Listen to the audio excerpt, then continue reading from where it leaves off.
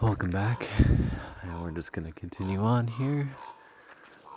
We get to hear our raven friends, get to see the cool rocks, all hollowed out, my understanding, and changed and shaped by Mother Nature and the glaciers and everything receding and changing. And I found that life, we always try to keep things as they were, not changing, but that's not how life works. I find that if anything, it's like a river always flowing and moving and comes up and down, adding and changing with the seasons, catching the currents. I don't know if you guys can see the ravens way up high, just flowing in the air. But even these rocks, eventually they'll change and they'll shape and they'll hold for a while. And long after we're gone, they will be still here, but not quite the same.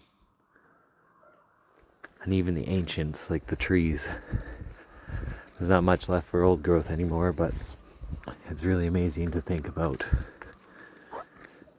when they're 1,000 years old and what kind of stories and what kind of things they could tell or see if you could talk to them. How has the world changed? How many birds have nested in their branches? How many storms and different things? And Domino's pizza box. And how many different events and just how the world has changed themselves. Looks like I got a sign here.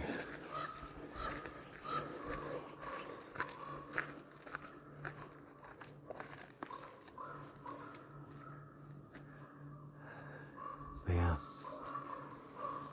just crazy. Look at that overhanging. And to think like that tree is probably 250 years old, maybe 200 years, but it started as a sapling. Look how tall it reaches up, going towards the cliff. Just absolutely beautiful out here. In one of the earlier videos, like I was saying, if you're feeling the desire and stuff, I encourage you to be smart, take some steps and go see where your feet take you, because it will bring you to many, many hidden gems in my experience. And you can even see the scars of time as well. Looks like a fire has marked this tree, marked this fir, it looks like. And yet she's still going.